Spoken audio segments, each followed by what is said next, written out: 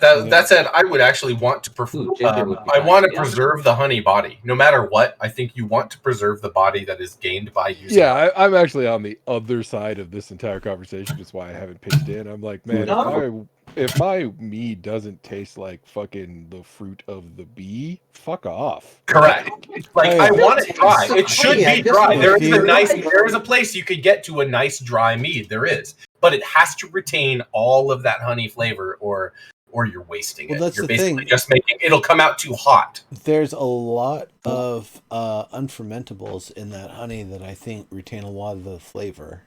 Correct. And so that's exactly true. You know, if you hit it with like an American ale, one yeast, give it a week, let it get a nice foam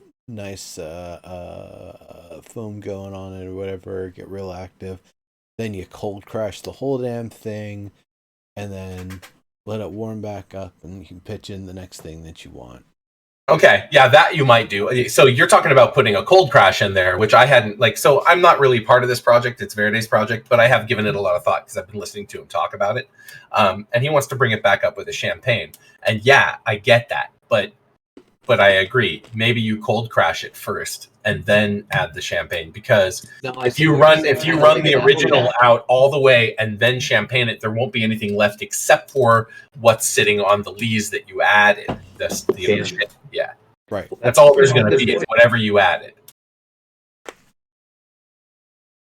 But if you cold crash it, you'll be able to run on whatever the other shit left behind, which is an ale yeast, as you're explaining, you're suggesting.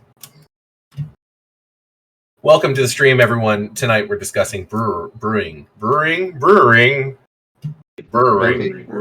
Yeah. For those that have more experience with the meads and such, how much flavor is actually from the honey? Can you actually really tell when it's a clover honey or a wildflower honey that's used as the base? 100%. I bet if you're honey connoisseur, I bet, but the drier the mead, the less likely you are to notice the differences between the honeys. That's where things like adding in apple and ginger and stuff helps to restore some of the flavor. Yep, that's true. That's true. But if you're just going for the most base, just water, yeast, and honey, it really does affect the flavor because a clover will taste very different than an orange. You know, right. Likewise, there are some flour-based ones that, like the Danksmod that I drink. The honey they use is all I can't remember. It's all some fucking Dutch flour. Elderflower? Maybe, yeah, that may be it. I think it might be elderflower. I'd have to read a bottle, and I don't have one handy, but. Yeah, anyways. But those have all the flower flavors in them, and that's different. What time is it, kids? D&D. It's D&D. Wunderbar. We got to some forgotten world, and I'm pretty sure we're the prophesied heroes. Yeah. Hopefully that line will actually finally pay off tonight. We'll see. It's kind of where's the map? So maybe not. Images. You want the Gallender City map under images. All Gallender City. Yeah, if you toggle the bottom to the bottom gray button from all the shared, it should be in the list there. We were gonna find Dudemeister, and then after that, we were going to maybe check out the Pugitorium. Yeah, so just to give you like the one line log line, because I don't think that you guys have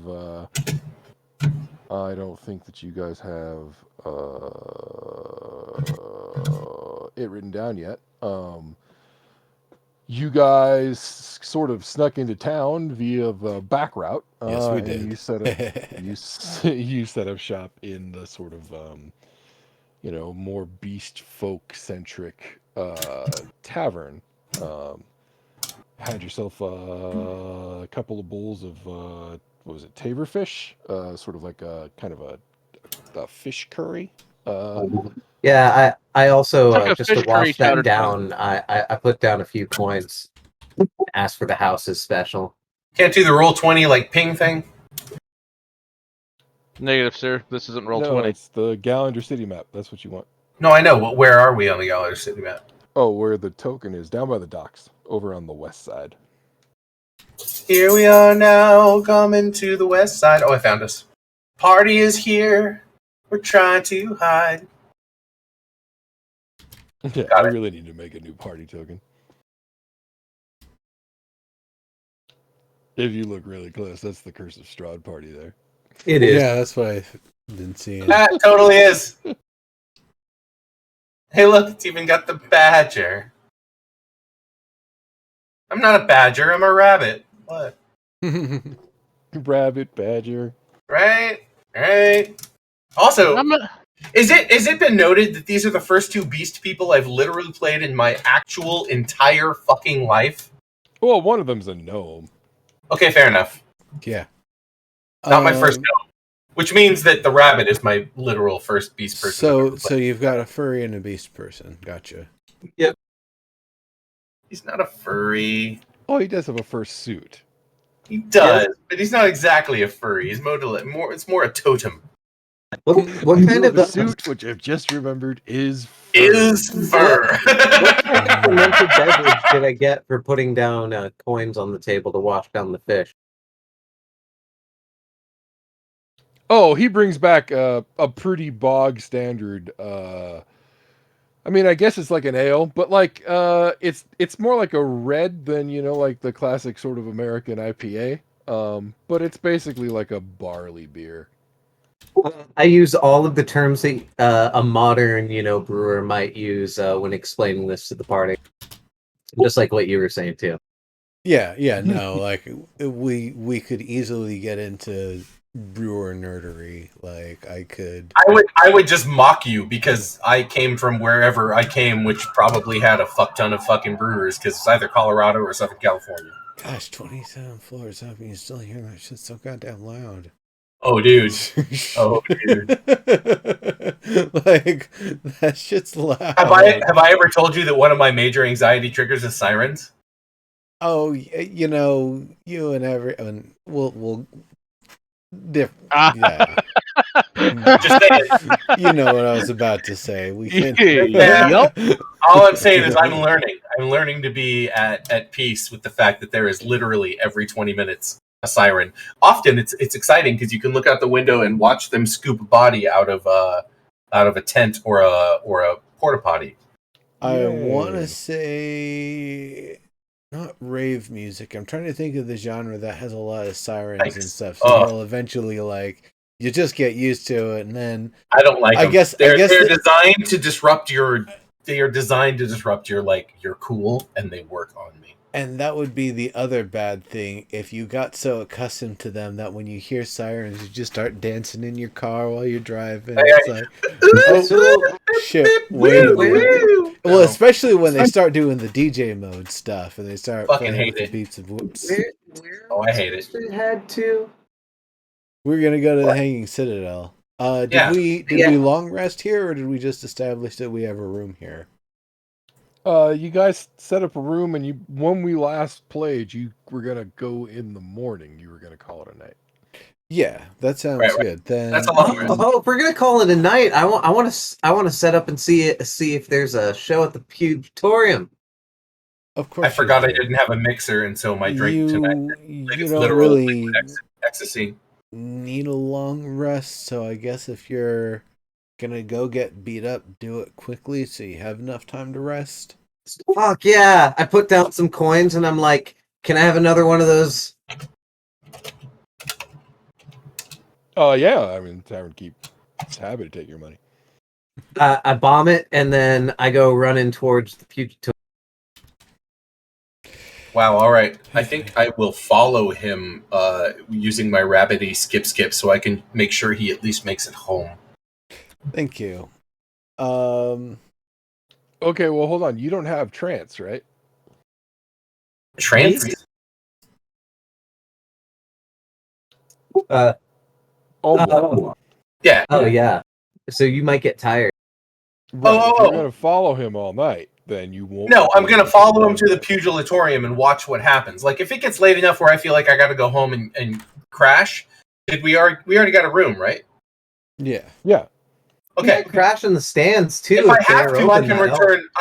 If I have to, if it gets super late, I'll return and go to bed. But I would like to at least try to keep an eye on him for as long as I can, and if it looks like he's doing great, well, great. But if sometime in the next few hours, before it's like, critically time to go to bed, he gets his ass fucking knocked the fuck out or something, right? I want to be there to be able to bring him back home. And if he wins a lot, well, I'm probably going to bet a few GP. Like, I'm carrying some gold, right?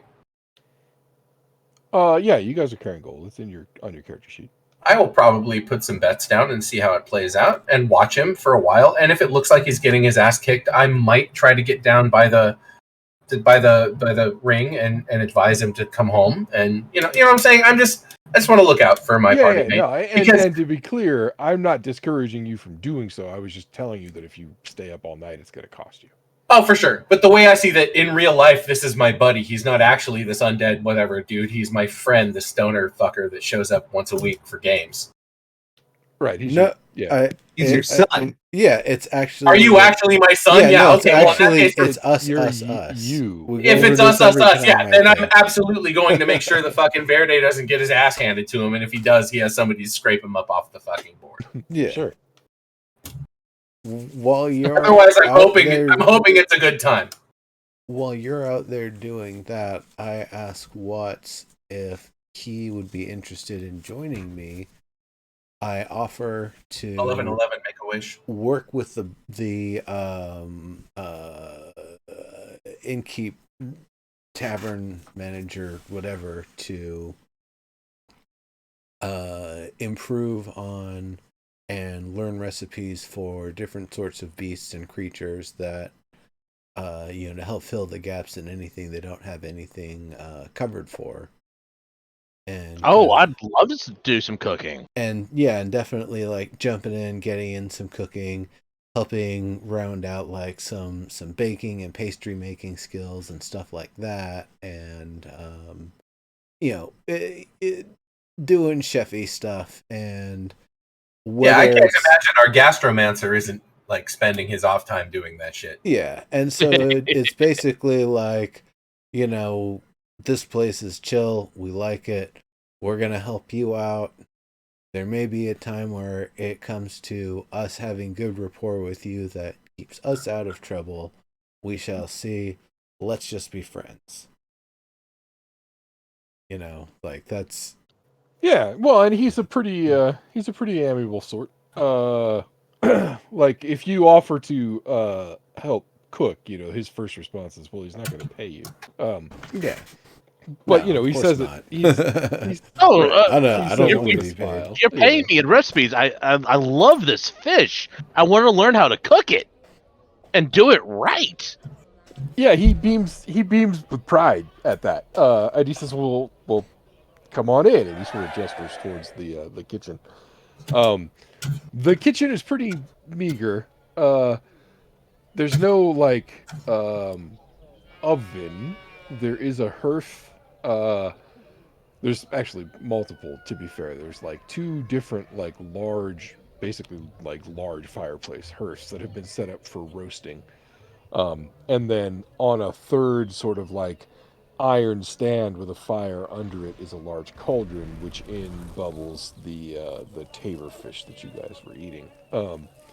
There's tons of pots and pans, some knives, some knives that are in various states of like, repair and cleanliness, but generally well kept. And they're sort of like on the big sort of chopping block counter. But yeah, otherwise it's just kind of an empty stone room, It's very hot because of the fires, but otherwise it's a pretty meager kitchen.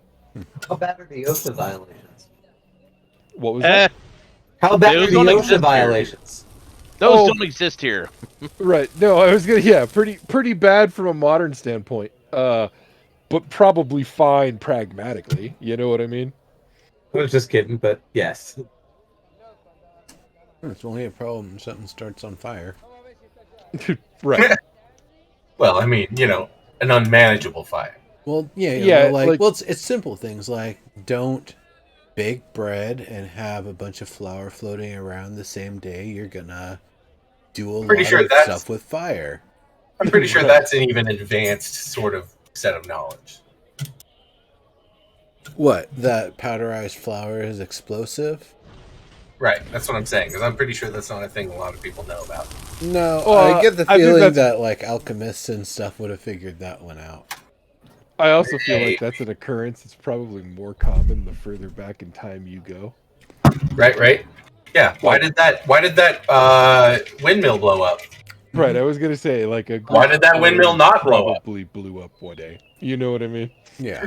Everyone's windmill blows up eventually. Why? Haven't quite figured it out. Yes, the grain Yeah, it's silos always when will they're get dusty. the You know? bacteria and moisture build up, and then when It's usually the ones that are doing the most work that blow up. So maybe it's about overworking themselves. the what's it called? That Lost Abbey. That's actually part of their story. Is that it's an old hostess location, and that's why it's got the auger that they You know what's funny about the Lost Abbey? Mhm. 1 block up or 2 blocks up from this apartment tower that I live in. I know. That's why I'm telling you the story. Oh, Yeah, like it's a there's real place. It's right yeah. up the way. Yeah, it's the former hostess, and they're like, wait a minute, it's They got sell booze this cylinder in the middle that's like a clean room where you can do all your flower stuff, and it doesn't go everywhere else, so you can still have open flames. Fuck yeah, we're gonna buy this place, and they Totally. did, and it's been Yep. glorious. I haven't gone there yet, but it's like literally I can see it out my window. Like if I Go lean, there. look, I can see it's right at my Get window. the phone number, see when they have their tours and stuff. You got a little shot glass, I think. It's open a lot. You can walk right in. Like if you came down to visit on the train or whatever. We don't have a couch or anything, but Well, there's something check it out. crazy You down could in set San up. You Diego, could set for up sure. a fucking a little bed on the fucking balcony and sleep 270 feet up outside. Like What happens next, storyteller? I know. Let's go. Yeah. So, the Tavern Keep will introduce you to his wife, I suppose, who is helping him in the kitchen, though it's clear that she's not the actual cook. He is. They're sort of like, what's the best way to put it? They kind of treat you like family immediately. It's not that they're trusting, but more like they're very friendly. In terms of trust, you realize that this guy could probably separate your arm from the shoulder without having to roll a skill check. So it's probably more about confidence than trust. You know what I mean? Right. Yeah. Well, I think I could see some amount of that, some amount of like, oh, these newcomers are willing to lend a helping hand. How like generous of them. Who am I to say no? Right. Exactly. Like I said, amiable. You know. Yeah. Is this wife also a cat person? Is this that kind of beast? Yeah. Well, I mean, they at least are not a mixed. Animal form. What? I wonder what the word for that is. But yeah, no, they're not a mixed breed couple. I guess they are definitely both black jaguars. Okay, good. They're both black wires. Awesome. Good. What did he introduce her by name perhaps? He actually hasn't given you a name, but if you mention it, he will of course stop. And he'll tell you his name's Grouf. Oh just yeah, in case you we forgot. got that. Yeah. I got the spelling. Yeah, Gralth. I thought it was Graith. Grawls. Gralth, right? Yeah, exactly. It's Gralf. Gralth. Yeah. Like Oh, Ralph. not Gralf. It's not Ralph. It's Gralth. Yeah, exactly. Gralf, not Gralf. Right. And her name is Tiesta. Tiesta. Cool. I'm like, oh shit, Tiesta, like that DJ. Oh wait, no. No. All right. Oh no, you're not with us, Omi. You're over with Verde. Right. We're in the kitchen. That's right. I'm with. You're right. I'm chasing Verde. Never mind. But yeah, No, you're good. I would have Chasing made is a that good joke. word. I That's am the joke I would have made. What's a good word, Verde? Chase. Chasing. Yes. You split, and I was like, See you guys. I took off after you. Exactly. Yeah, speaking of, you find the Pugnatorium in full swing when you get there, Verde. There Yes. are 4 entrances at the cardinal points. You come upon the western entrance first, which seems to be smaller, not as well trafficked as the crowds that you can kind of see from where you're at entering the square. That said, I mean, this thing is big enough that if you flooded it, you can conduct mock naval battles with ships, you know. It's pretty big. Just to remind you, each of these tiles is 50 feet. Is there a guy taking tickets or standing concierge? I've been using my rabbit step to keep behind him as close as possible. How far ahead of him? How far ahead of me is he? Well, that depends on you. The crowd gets thicker as you approach the square, so keeping track of him becomes harder the closer you get to the destination. Sure. But like, if your intention is to remain unseen, you're probably like a tile behind him. Yeah, I don't really care if he notices that I'm following him. It's just he bailed, and I was like, "Oh no, I'm gonna keep an eye." So I took off, and I used my rabbit step to make sure that I stayed as close as possible because I'm pretty sure that I can actually run faster than him if I pour it on. Yeah, right. No, you totally can. I mean, not by much, but you totally can. But enough. But yeah, like, you know, he basically headed south out the inn, down the corner, and then started to head east. But from there, it's a straight shot. So he's not, like, hard to follow. And if you're not, like, trying to be super stealthy about it, you're not going to have a problem keeping up with him.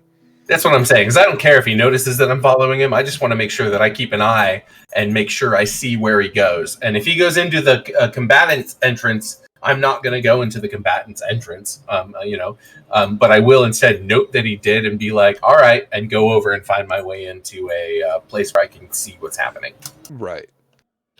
Gareth, this entrance is more like the entrance to a theater in that it's not like a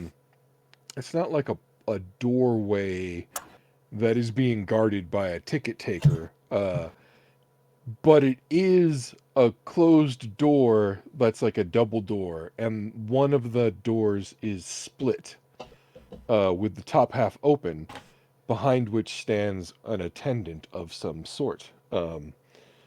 He's a tall, dark-skinned man, quite obviously some form of fighter himself, judging from his scars. There are people milling about, but nobody's actually going in here. They seem to be either waiting for someone to come out, or just idly chatting, or hanging out, or on their way to either the north or south entrance. I walk up to the man.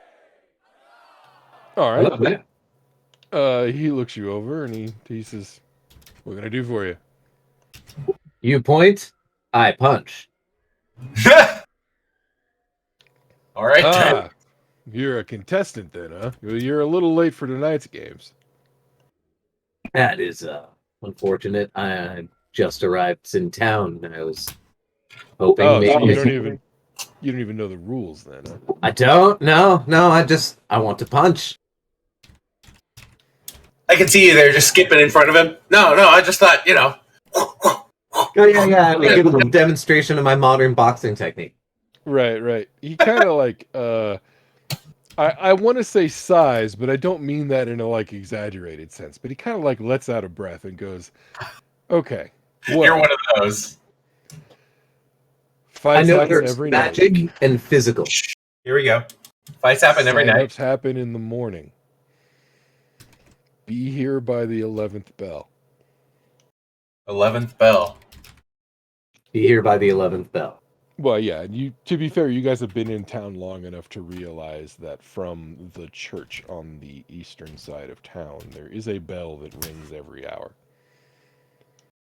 So is there like a way to make sure I get like the latest fight or something? Because I do need to talk to somebody in like this hanging citadel. Can I audit this? What do you mean by audit this? That was a joke. I'm not there. I'm not standing there. I get what you're saying. That's funny though. No, dude. Yeah, no. He waves you off and he says, "No, the fights start late. They start at the 22nd bell. Excellent. But if you're not here by 11, you don't get to sign up. You understand?" Perfectly. 10 p.m. 22. That's like 9, I think. 10. 10. It's 10. You're right. Yep. Yeah, the fights start late. That's his point. But the reason for that is because the sign-up started at 11. Fighters get inspected. They get ranked. That determines the lattice. At that point, one of two things are going to happen. Either you're going to make it into the night fights, or you're not. If you're not, you can hang out and train, and maybe somebody will sponsor you and you'll get into the night fights anyway. I love me a tour. Oh, you just answered my question. So I was gonna say, if there's no fighting like in the arena for me tonight, do you guys got like a gym that I can go pick a fight at? Pickup? You looking for a pickup? Oh, you're just looking for a fight? I mean, if I can do it legally, absolutely. And I'd also like to make friends too. Yeah, well, it won't make you any money, but we got a place for fighters. Great. I love making connections with fighters. And I punch my fist into my hand. Right. And he kind of fighters love smiles when making. you do. And you could hear, even though you can't see his fist, you could hear his knuckles crack. That's funny. And he says, all right, I'll tell you what. And he sort of like points to the blue house that's down in the southwestern corner there. He says, that's where most of the fighters stay. Well, stay. It's where most of us rent our rooms. You understand what I'm saying? Fantastic, yeah. You want to talk to Salas? He'll hook you up. Alice. All right, so I saw him go in the doorway, Salas will right? hook me up. All right. And I put out my hand as if to like shake his. All right, he brings it up over the door and gives you a very firm handshake. Yeah, likewise. No menace or intense. This is respect. Yeah, exactly. Yeah. See you at 11 rings of the bell, or whomever will be here. Yeah, he does. He says, all right, the name's Laris. All right, Laris. I'm off to see Salas. Right on. Turn with a skip in my step. Right on. At this point, you'd probably notice that Ombois around. Okay, so yeah, I was gonna say, was that as fast as it was between him and you right then? Yeah, that was pretty much real time. Yeah. Okay, so I was somewhat outside the door in the crowd. I saw him go in. I would have waited around for a minute before I found a place in the stocks, and the stocks. You know what I mean? Stands. Well, nobody's actually gone in the arena at this point. No, but I saw him go in a door. No, he didn't go in the door. He's just standing in front of it talking. Oh, really? You did you bullshit today? Sort of. Yeah, exactly. All right, so I've been watching him this whole time. Yeah. All right, so yeah, okay, fine. Yeah, when you're done, you turn around, and there I am, standing in the crowd, checking him out. Hey, I'm gonna go talk to this Salas guy over in that house. Apparently, I'm gonna get some pickup fights. We're gonna learn how the fights in the arena work before I sign up tomorrow. Is it Doing that to make some Salas money? or Salas? It sounded like Alice with an S at the beginning. I didn't hear any of it. I mean, you don't know how it's spelled, but it's Salas. Yeah, I wasn't actually there to hear it. Yeah, I spelt it Salas. Yeah, that sounds about right. Oh, I went with S-A. Cool. I was just wondering what you were up to.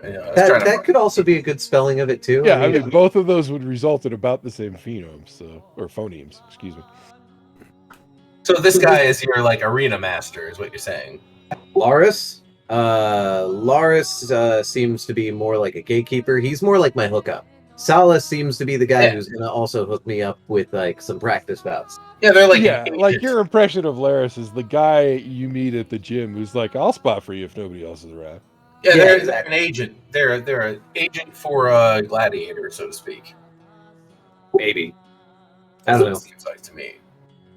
really, just between you and me, I want to. There's this tingling at the end of my fingertips. Yeah. And I need to get into a fight. in Murder order to hobo figure gotta it out. go. I don't need to murder anybody. What the fuck? Just like Keep your voice down. gotta There kill. are people here.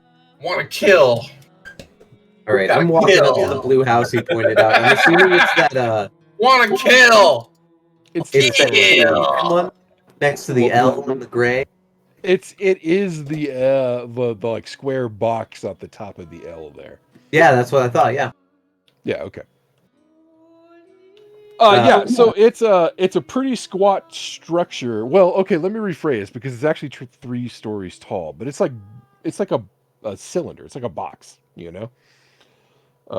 It's got a blue tile roof, but that tile roof has seen better days in comparison to the other buildings in the district that you've seen. It's a little run down. There's no like signage on the place. You can gather just by looking at the arrangement of the windows, which are regularly spaced every about 4 feet across each of the upper floor walls, that it's probably like a dormitory of some sort. The bottom floor has a couple of like barn doors on the north side.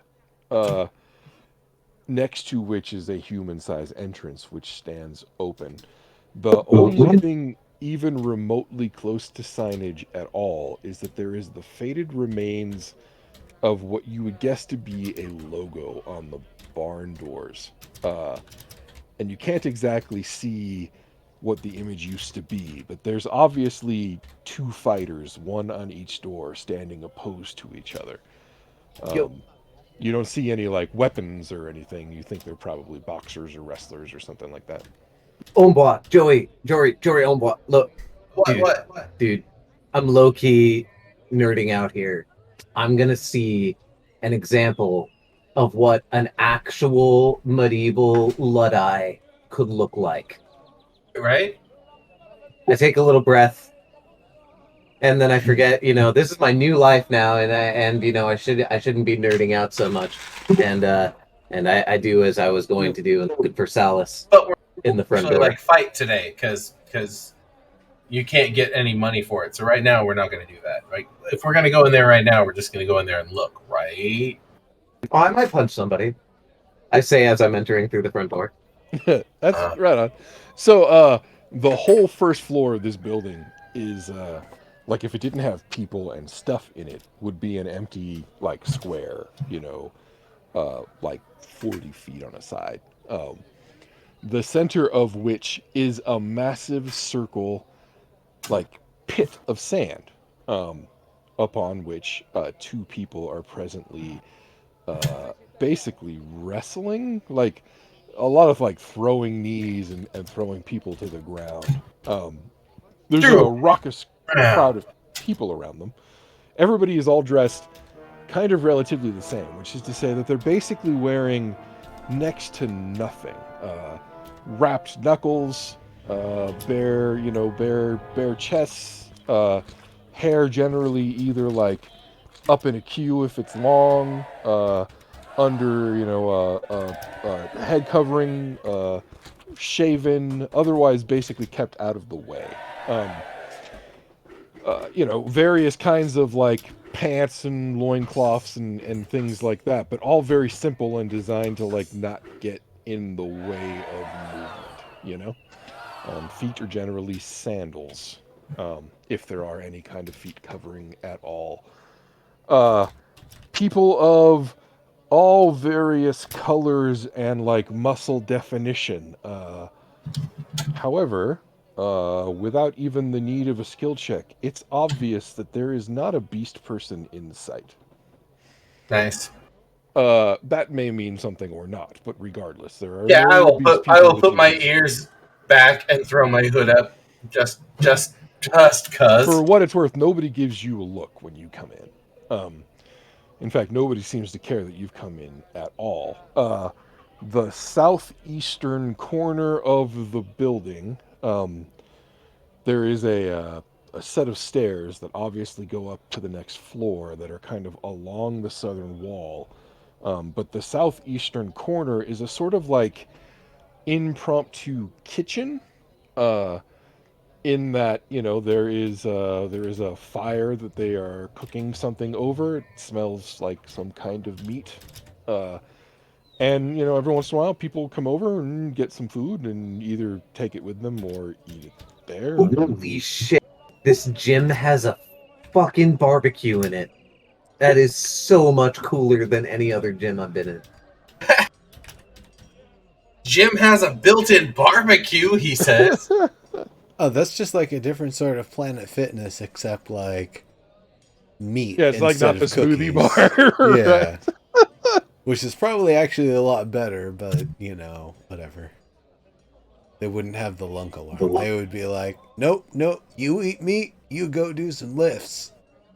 Anybody in charge look Keto, clearly see it's around? keto. Yeah, as you scan the room, you actually spot who you assume to be Laris pretty immediately. Because for a second, Solace. Because for a second, you're pretty sure you're looking at Laris. Like, that's the same fucking dude. It's obviously the same. I guess he doesn't have the scar on his left cheek there. Interesting. And his mustache isn't the same. It doesn't grow in as patch. And you realize that Salas is very clearly his twin brother. Bum, bum, bum, bum. Wait, I don't even have to do that. I can just hit the button if I know how. God damn it. I'm just gonna slip on right next to him. The stealth is more like to be slick. Yeah, right. You're not hitting anybody, being graceful about it. Yeah, exactly. Right. Yeah, fair enough. So you make your way through the crowd. You don't achieve any kind of hiding yourself, but you do make it through without any disruption. And you find yourself next to Salas as he looks appraisingly at the two fighters in the sandpit. So, your, I would assume, familiar friend Laris said I could make some connections here. I say behind him. He nods. And he says, so Laris sent you, huh? Fair enough. You must be looking for a fight. Quite. I would like to get an understanding of how this community fights before I sign up at 11 bells. He sort of nods, dusts his hands off, turns around to face you. And he says, fair enough, I've always found the best way to get to know somebody is to watch them bleed. If you're really interested in a fight, have yourself a night. And he sort of points at the sandpit. And he says, the rules are basically don't interrupt, but if you're looking for a fight, that's where it'll be. Sweet. Can I leave my hat on? You'll fight. You'll fight, natural. Good. Okay, better. By which he means naked. It's pretty obvious that he's saying you'll fight, as basically barehanded and, as God intended. As God intended. Which God? Oh, his, apparently. Hold my clothes, Jory. Wait, what? I pile all my clothes. Okay, you're gonna do this right, so you're super naked, or? Don't you want to keep your? Do you have a cup? Fucking bruh. Princess Mononoke, What are you gonna do with your balls? They're cupped in rabbit skin. They better be. What are you wearing? Skin. Wow. Rabbit skin thong. Where'd you get that? I made it. I didn't see that on my character sheet. Yeah, but okay. Right on, wearing some rabbit skin fucking undies, and it's just you and your balls, bro. All right. Nobody bats an eye, so. I will take his stuff and I will fold it into as close of a package that I can, and then I will carry it and I will follow him. Right, and I over your arms or something. Whatever. I'm just gonna follow him now at this point. I assume you just put him in your item box, but yeah. Yeah, exactly. But I'll put him in a space in my item box. Oh shit. I mean, that was appropriate, but whatever. And then I will follow him as though like I'm carrying his stuff. I'm just gonna be like, yeah, I'm his Beastman servant, so that I can get as close as possible, so that when he inevitably kills himself, I can scoop the fucking remains up So- out of the arena. So I find a clear corner in the pit and I stand and flex, I suppose. Well, Oh, that was almost an 18. it's a circle, so there really isn't a corner. But I get what you're saying. You find your spot. I more stretch in the attempt of flexing. It's like maybe I go for a flex and then it turns out to be more like an arm stretch. Right. Yeah, you go over the flex and realize that you put your arm in just the right position where if you hold it for too long, you'll cramp. Right. Oh shit! Ow. Yeah. Well, I'll take a shit and then I will follow and be like, oh no, and I will duck my head as though I am the obsequious so servant. everybody there has sort of like eyeballed you. You know, everybody's like surreptitious isn't the right word. They're not hiding that they're doing it, but everybody is unobtrusive about it. But like very clearly, there isn't a single person in this room, Jory aside, who isn't like a fighter. You know what I mean? No, I'm a And paladin. I realize could that probably there's kick someone's ass if I probably, really had to. 30 or 40 people in the room too. It's not a small gathering. I may be a rabbit man, but I'm ripped. Oh yeah, you're certainly like if you were to step into that ring, they'd fight you. My strength is literally a 17. Like I am not unstrong. Don't think you weren't sized up too. Oh no! I know I'm wearing some fat clothes. I'm wearing some clothes that kind of disguise who I am, and I'm only really here to pay attention to what Verde's doing. That said, understand that in real life, my strength is a 17. I could crush your skull with my right hook if I really tried. Verde, you see a few folks like kind of nod. Nobody says anything though. Their main focus is on the fight in front of them, which lasts for about another like minute or two. Oh yeah, no interrupting. I thought there were multiple fights. The real sad part is my Dex and Con are both 13. The pit in the middle is big enough where you could probably pit 10 people against 10 people, and they'd all have space to fight. But that said, tonight it seems to be just single fights. Maybe that's how they always do it. You don't really know, but whatever they're doing right now, it seems to be they're focused on a single fight. Like I said, it lasts for about a minute. A guy basically he does this sort of twist on his right foot, and the next thing you know, he's basically embedded his left knee in the guy's hip. You realize if he hit hard enough, he could probably dislocate that leg joint. But that knocks the guy down straight up, and he makes a signal. He basically raises his hand, and the other guy helps him up, and he limps off the off the sand. At which point, another dude walks up. Another dark-skinned dude like Salas and his brother Laris, but you could tell he's a different dude from his very thick mustache. And he sort of motions you with a couple of fingers, and he says, "You were looking for a fight?" Yes. And he does this thing where he jumps onto the balls of his feet. I have this weird tingling that has only recently happened. I believe No animal people in the fights? I believe it's what people call berserking, but I wish to test this before I signed myself up for the pugilism.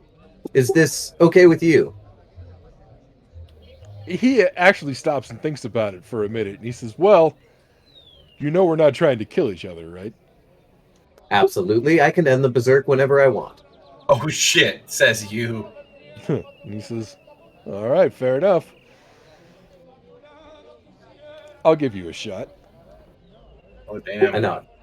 Ugly. All right. I don't want to run a combat because it'll take fucking forever. So let's do this Maybe with like an opposing. Yeah, you could do rolls. Opposed rolls. Yeah, like probably like an opposing athletics. Or maybe like a melee attack, like an unarmed melee attack. Yeah, I could see tossing. Yeah, that's a good idea. Yeah, either of those would work. So let me establish a baseline for you, because right now nobody's wearing armor. So Oh yeah. It would be all like with decks and stuff. yeah, all right. So this guy's actually pretty burly. You're gonna want to beat 16, I think. Okay. I still get the rage though, right? Yeah. So this is more like how the fight begins. Like we're gonna do a few of these before the fight's resolved. Okay. Just so I can have advantage on my saving throw. Strength one. Or what am I trying to roll?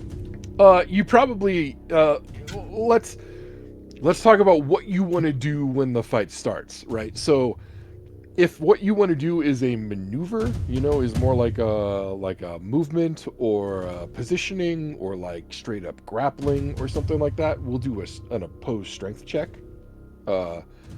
Otherwise, if you're like you want to throw a punch or a kick or something similar to that, that will be a melee attack. I want to rage. We'll do a few phases of this. Yeah. I want to rage. Right. So like like you bite your tongue. Exactly. Oh, he reaches down, he grips his balls and just squeezes real tight. Oh. Okay. All right, I'm ready to go now. Yeah, right. Oh yeah, but I do the bite the tongue thing, the mim from wielding Right, Red totally. Just punch yourself. Just punch yourself in the crotch. Just. All right. Can you throw rage into the chat? Can you drag the dragon head for it into the chat?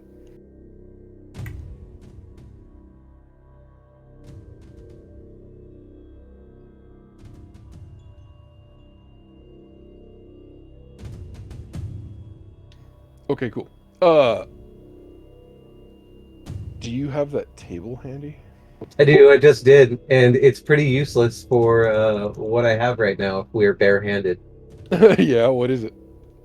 Magic infuses one weapon of your choice that you are holding until the rage ends. The weapon's damage changes to force. It gains a light and thrown property with normal range of 20 feet and the long range of 60 feet. If the weapon leaves your hand, the weapon reappears in your hand at the end of the current turn. Oh, that is pretty cool though. Like you can't Astro Boy your fist, but you could probably get +1 out of that. That's very nice of you. Like Astro Boy your fist. Yeah, actually, you do the Iron Man thing. Your fist. You're right. For the record, technically, since he is undead, he could. Oh. He'd have to like saw them off though. So. And then figure out a way for them to Rocket float fist, around. 20 feet. Oh, couldn't you be a Warforged? No, but I kind of like that. If I get +1, That's my next character, Watts. That is my next character.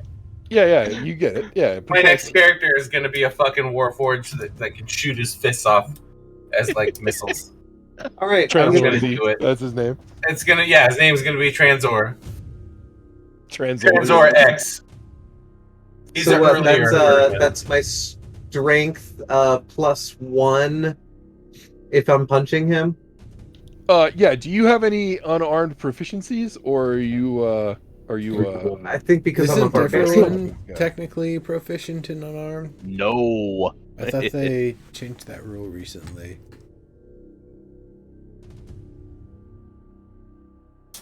Let's find out.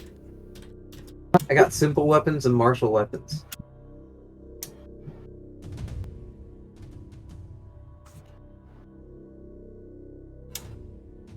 Yeah, you are. You are always proficient. So that's another +2. So it's a +3 total.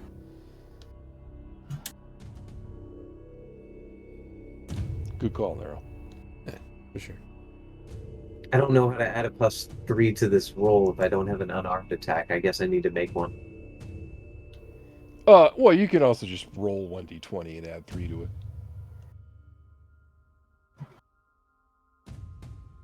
$16. Okay. So in the first exchange, you bite your tongue.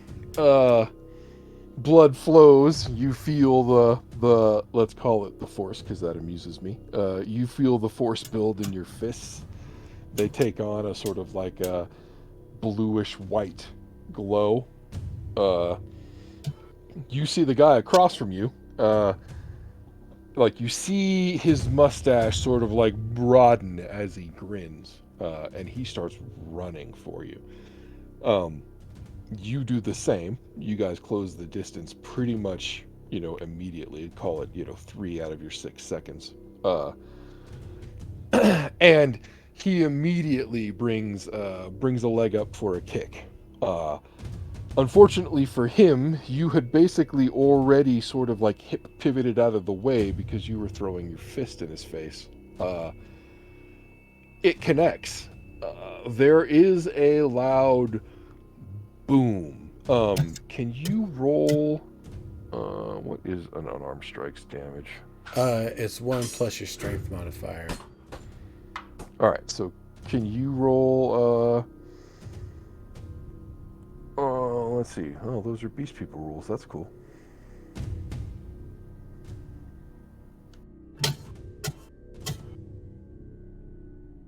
Yeah, is it just a straight 1 plus your strength? There's no die? Or is it 1d4? No, it's just 1 plus your strength. If you don't have any other... I think there's a feat that gives you, like... Right, that's the unarmed fighting style or whatever. Something like that. Brawl. I think it's Barroom Brawler or something. Right, yep, I think you're right. Okay, in that case, what's your strength modifier, man? +1. Okay, so... 2 because magic damage. Right, so you do 3 points of force damage, but like I said, there's like a loud boom as your fist connects. And the guy does this sort of like 360, kind of pivoting at his jaw around your fist, before he flies back 10 feet, and lands in the sand with a sort of like thump.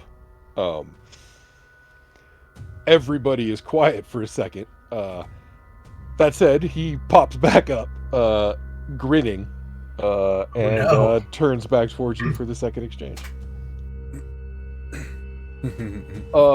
What's your AC with that armor? I get an unarmored bonus, actually. I'm always unarmored. I have no armor. Okay, what's your AC? 19. Really? Yeah, I have a +5 dex. Oh, no. Yeah. Oh, damn it. Missed it by 1 point. That was a 15. Missed with his +3, 1 point. to cut it. Yep. Nice. Okay. Yeah, so the second exchange begins. He kind of takes the initiative after taking the blow, and returns. This time obviously intending to give tit for tat. And in a sadly for him, largely telegraphed sort of like haymaker, he tries to bring his right fist into your left cheek. But it's almost comically slow to your eye. And you dodge it, with ease. I mean, to anybody else paying attention, you probably dodged it by, the width of a pinky, right? But as far as you were concerned, it was no big deal at all. This guy is, he might be strong and he might be pretty fast, but he's not particularly better than you. So, what does this rage feel like? Because this is a little different from my normal rage the first time I did it. Yeah, and it's not mindless, you've realized. It's really more like an enervation. Like, like you've been wired to like a 9-volt battery, you know, so that like tingle is sort of like moving through your entire body, but it's like what's the way to put it? It's like active. It makes you want to like, you know, it makes you want to bounce. It makes everything easy. So I've gone Baki the grappler. Right. Yeah. Totally. Bounce. I'm giving the guy easy. a slap on the ass. It makes me want to bounce. Makes me want to bounce. Makes everything easy. All right. Yeah. You want to roll? You want to roll for that? Yeah. That'll do it. Yep. It just makes me want to bounce. It makes me easy. Makes it easy. I want to bounce. When you do it, you know, he's kind of, like I said, he's already moving, and you dodged him pretty easily. So like, it adds a little bit of like angular momentum, and he sort of like pirouettes, and falls back down, you know, coming down on a knee. So he pops right back up, but he looks back at you and he nods and he goes, "That was good. That was good." For later, there's a video for you.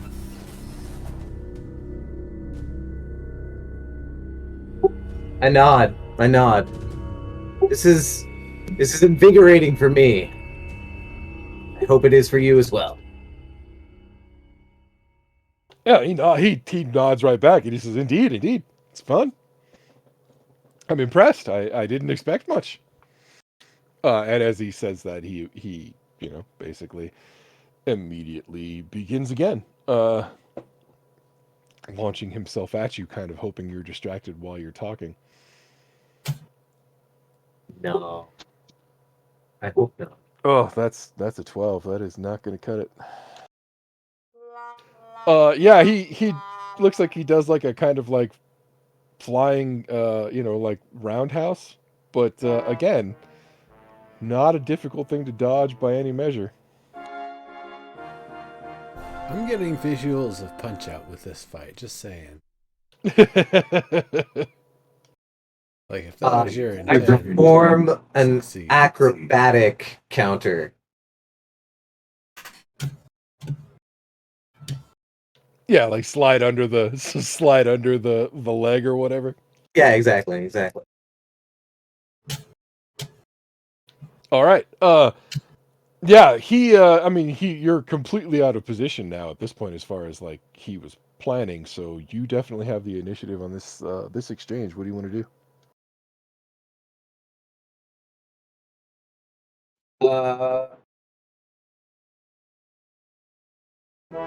I will do.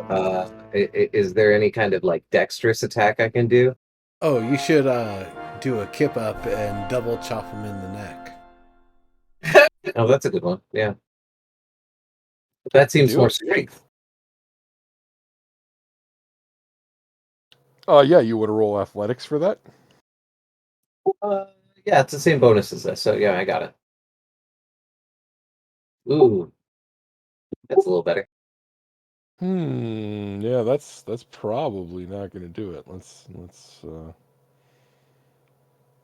see like real you're opposing. Well, no. No, that's a 6. So what?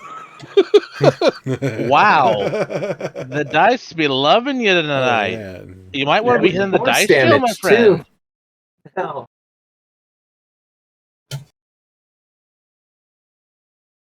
Let's try what are you that doing? one. Oh god. That's a little better. Yeah, no, at this point he's fallen unconscious to the ground in front of you.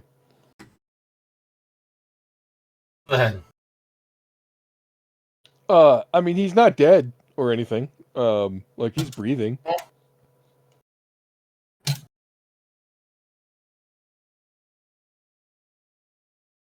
As far as like the crowd goes, though, you know, you see a lot of people like nodding, a few people grinning.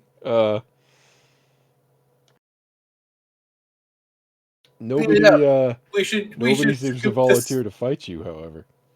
Yeah. We should just take our money and go, I think. There's no money. There's no money, Jory, and I sweep my hair back and end my rage. Can I there All right. Hey, and You're, pimp for money. Can I just be like, now there doesn't seem to be any juice, any action here. oh, Uh, I get it. I hear Who's you. carrying coins in their jaw? You guys. Though I'm gonna the only thing I'm gonna take from Jory in the pile of clothes he's graciously holding is the helmet and boar helm. Before I nod to everybody and we're heading back home, I'm gonna let the cool night air cool me up. Yeah, all right. So, before you leave, Salas stops you, and he says, "That was pretty impressive. Are you gonna fight in the Pugnatorium?" Yes. I wanted to see what this new tingle was, and it's much better than before. So I'm nearby while this is happening. I hear all this. Yeah. Yeah, for sure. Okay. I would certainly like to test it. I feel as if this is just a drop in the bucket. Interesting. He says. Well, what did you say your name was? My name is Yolo. Yo, You can also call me Verde or the Green. I snicker. All right, Verde. Well, yeah, you're welcome here anytime you want. I mean, you clearly know your stuff. I might bet on you tomorrow. Good luck. And he puts his hand out. Shake it. Yeah, he gives you a handshake that's almost identical to his brother's. If anything, it's maybe a little bit harder. Yeah. As soon as you break the handshake, he basically turns around, and that's that. Right. Jory, let's go get some rest. Idea. My friends, it is that time. Indeed. 2 minutes past, in fact. Oh damn. What good timing. So, I would like to take this moment to direct your attention to the chat channel wherein I put a link. See that link? Cool link. That link does a lot of good shit for me and a lot of good shit for Snipe Hunter. It helps us out. And we like to take a moment every week, right about now, in fact, to raise a glass to those that have actually gone there and helped us out by clicking on that link and being patrons of the arts. And I promise we'll have cool shit for you soon. I'm just being a slacker, but we'll get there. I love you. I mean it. This one's for you. Cheers. Thank you. You guys are the best. Y'all's are... What's the word I'm looking for? You're the thing. Most excellent. Our patrons. Patrons. Patrons of the arts. That's the word. Yes. Cheers, guys. Keep up the good work. Love you, mean it. Cheers. Be chuffed. One year Nothing. we may actually end up with playing cards. Look, I'm working on it. One way or another. Yeah. I found the box. I just found the box. He did just find the box, and he also finished a new one, like I saw it. I know, I did. Yes. Yeah. In time. Promises. So like it is a thing that is happening regularly. I make the art. I just need to ship the art in the mail. And your contributions help. Over the rainbow. Love you, Blue. me. I know you do, man. So, But if I didn't give you flack. I try to wake up the party early next morning. Hey, Verdi, Yeah. roll insight for me really quick, though. Oh yeah, absolutely. By the way, do I learn any new recipes or anything cool while I was in the kitchen? That's I'm going to be in there a while. Yeah, so I'll recap for you in just a second. YOLO, it occurs to you as you're leaving that the logo on the door is probably Salas and Laris. Damn. I wonder if they really have that much money. It's a kind of old building. Like even that logo looks old. So, maybe they've been around for a while here. How old did they look? Neither of them look more than like. I mean, it's hard to tell really. They're pretty well developed. Maybe they're early 40s. Damn. Gonna have to ask that question later.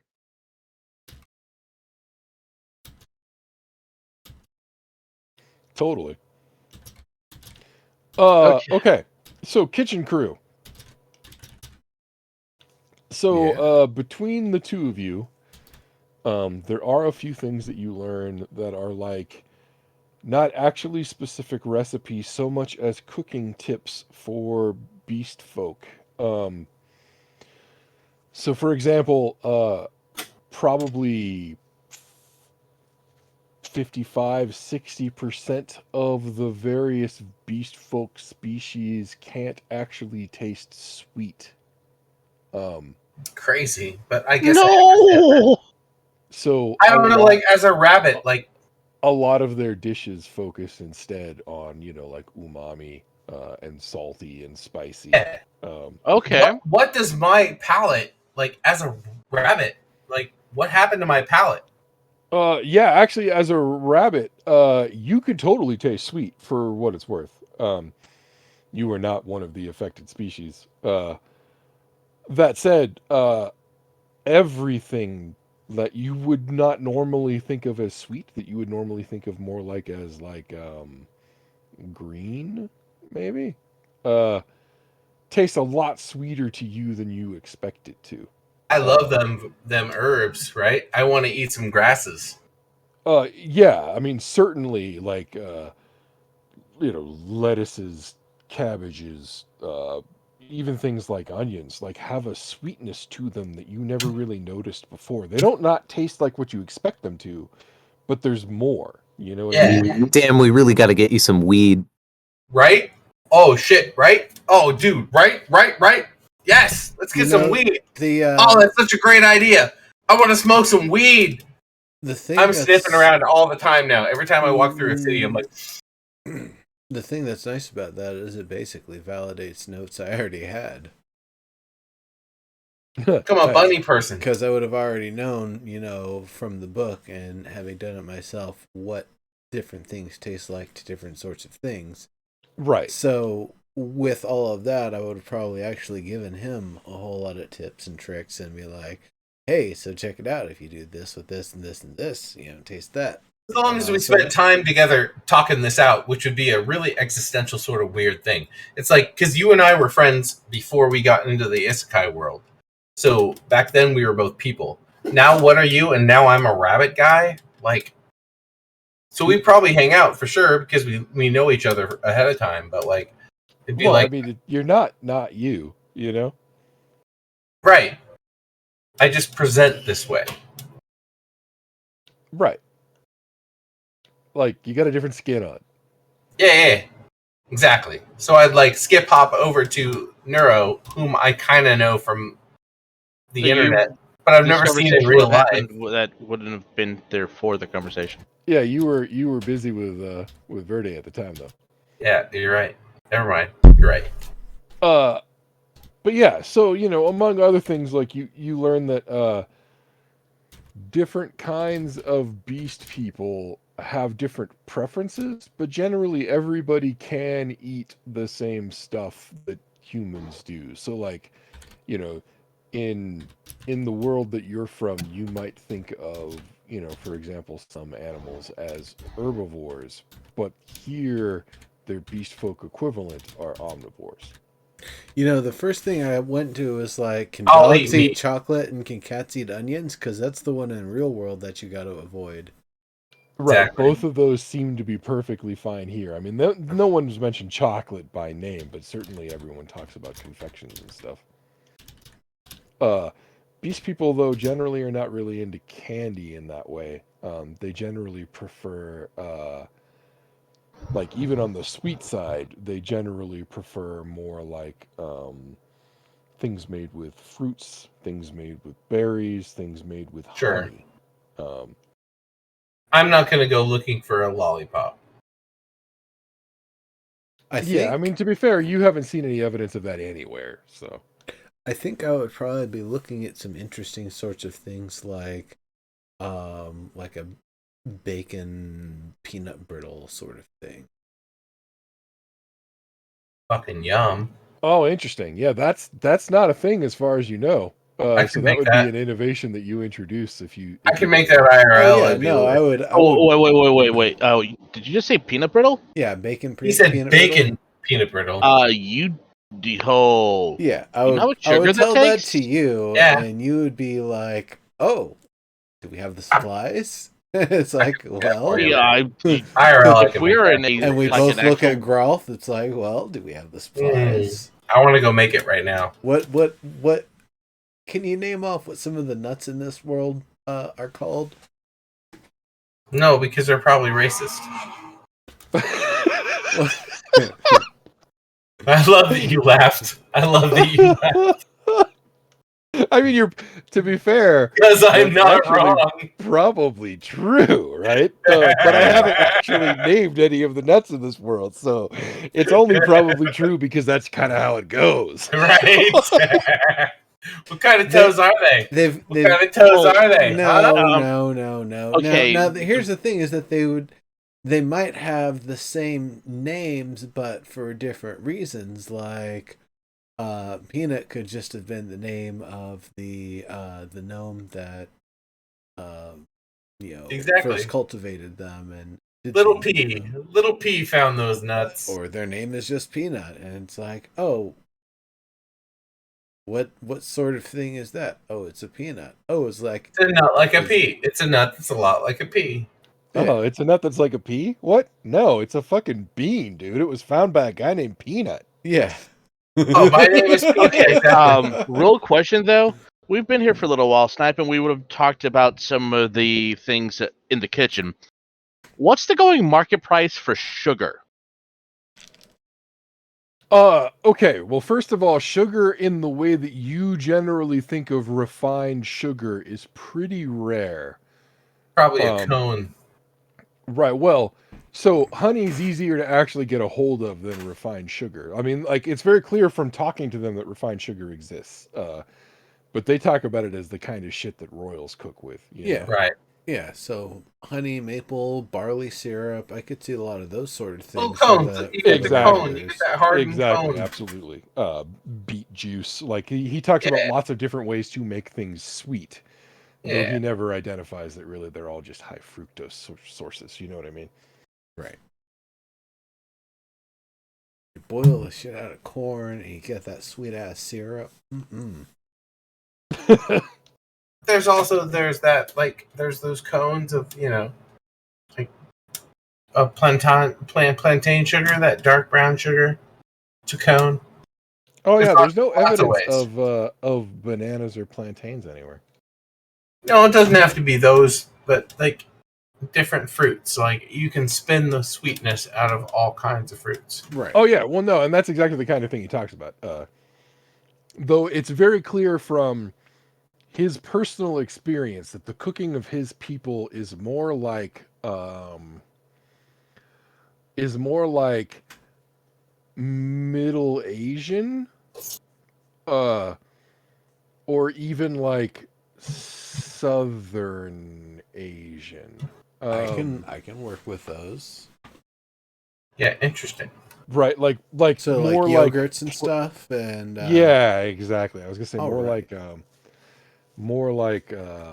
like less less orchard food and more like foraged greens, spices, herbs, meats, dairy products.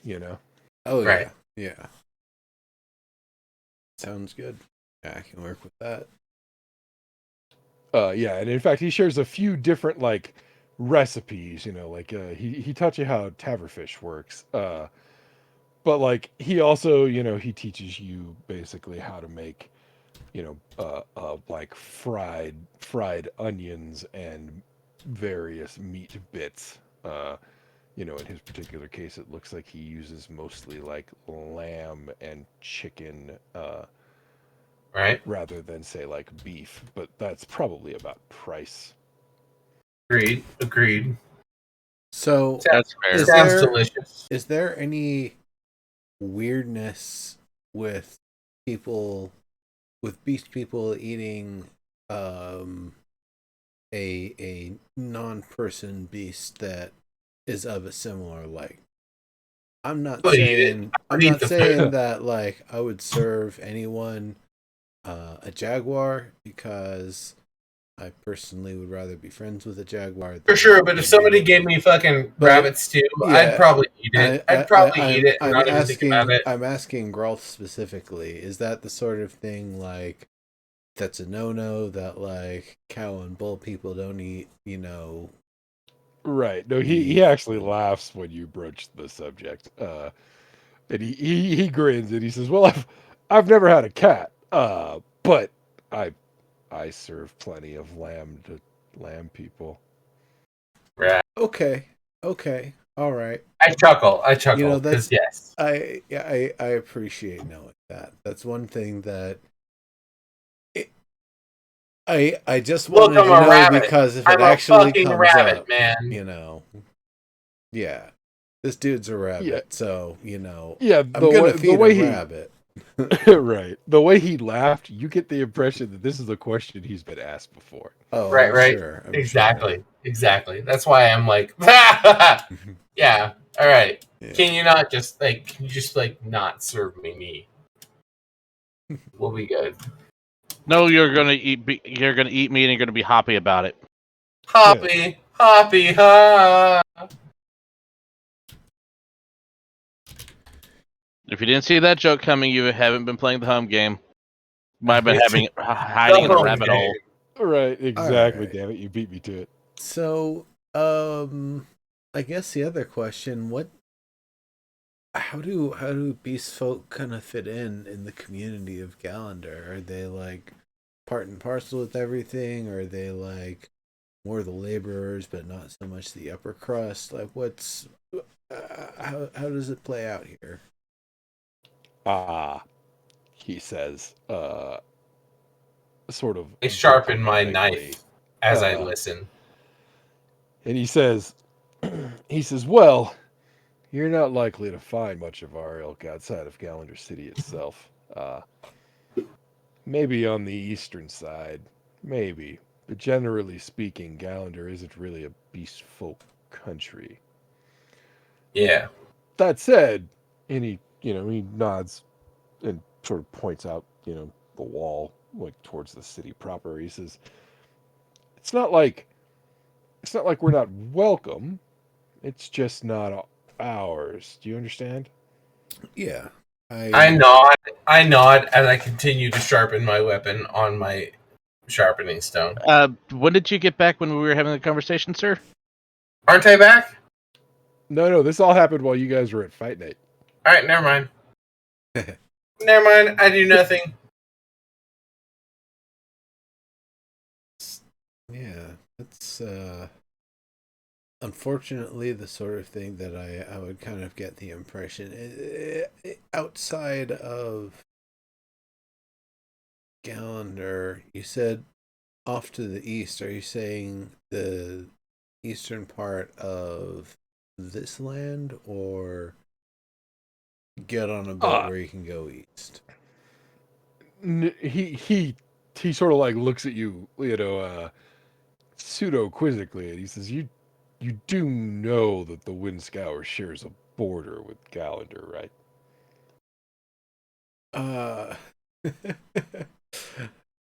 The map that I saw didn't really show that. It looked like there was like a gap between it, like you'd need a boat to cross it. Oh, across the lake, sure. He nods at that, and he says, "But towards the northern side, we do share a literal land border." Oh, there must have been text on the one that I was looking at right there, because I didn't see that actually. Thank Gotcha. you. Yeah, world map label.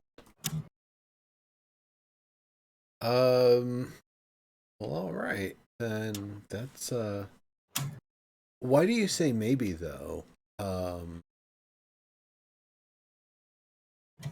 For folks that beast folk that live out there, or not?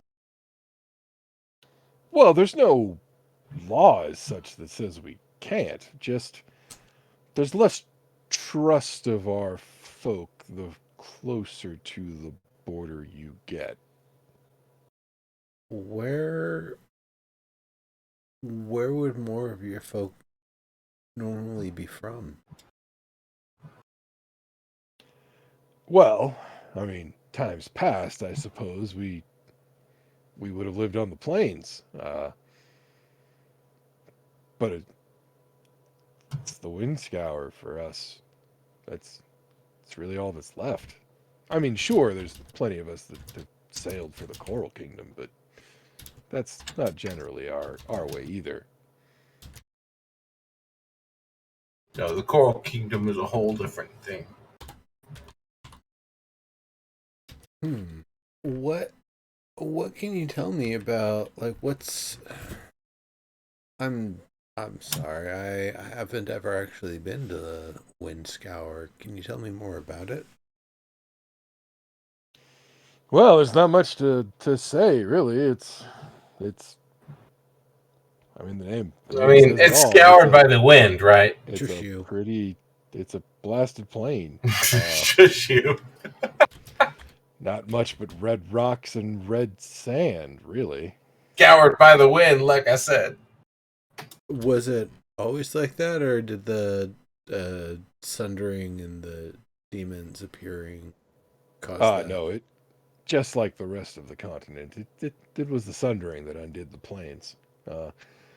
Used to be that the Great Plains of Gallon were ours, such as they were. Now there are no Great Plains.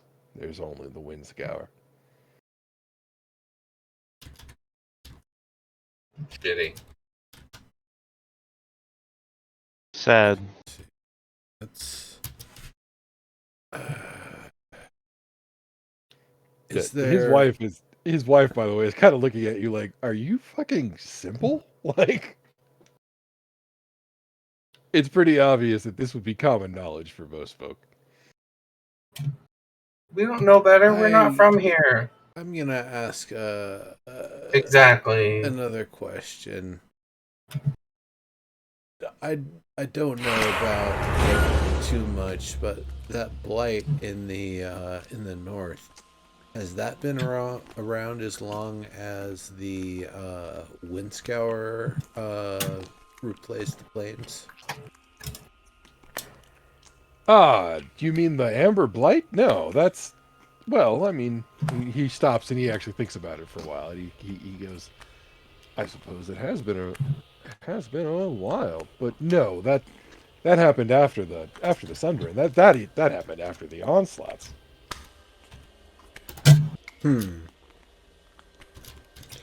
Interesting. I mean, I don't know about the place. It's just I was wondering if there was any correlation between the two or something. No. As far as I know, nobody's sure what caused the Amber Blight. Old's tongue does not say. Eyes Watts and you know, squints eyes and shakes head real quick. What? Ixnay What? on the Uknay. Yeah, What? yeah. The What's a? You know better about your evil bullshit. I'm just slicing and dicing, learning how the new spices and stuff. I don't know what you're talking about, Willis. Yeah, actually, speaking of, as far as like your personal focus goes, Watts, there's not a lot of like there's not a lot of bread in their diet. And in fact, you realize that when they make bread, as his wife shows you over the course of the night, Is it more like a sourdough? they basically do it like they make their dough out of I mean, honestly, it looks like the same barley they probably make their beer out of, for what it's worth, but they make it out of a grain kind of like barley. And when they make their dough, they put it into these like soft clay like balls that they just sort of like throw into the fire.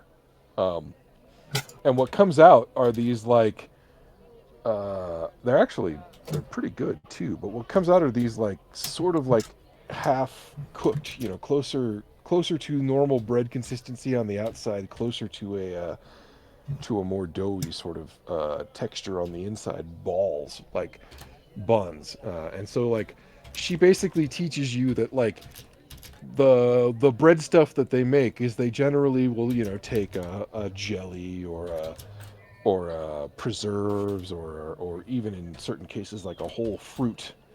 uh, they'll add honey to the dough. They'll make a ball out of this stuff, wrap it in the dough, put it into the clay, throw the clay into the fire.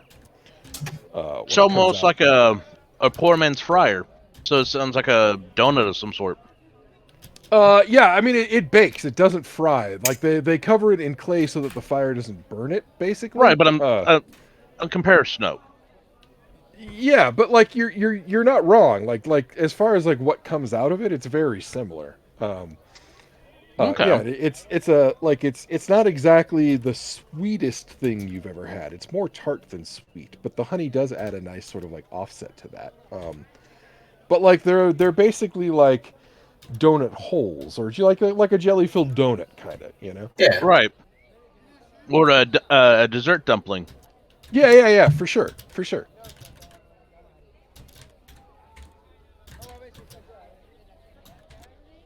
But like you don't actually see them use bread in their dinner preparations. Like instead, they generally use.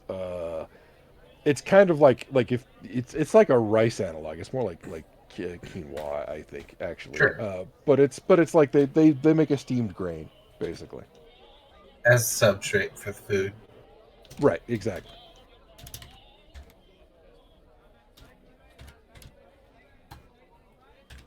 Cool. Interesting.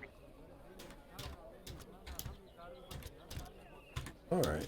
I would. Yeah. What they make is yummy, but it's not technically sophisticated. Yeah. Yeah.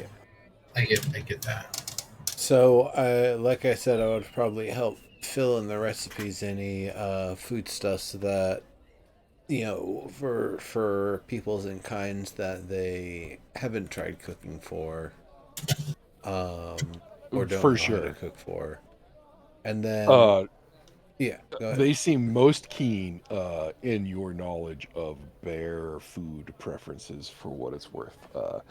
The impression that you get is that there is probably a tribe of bear folk that are very hard to cook for, because they're very interested every time you mention your experience with bears. Fair.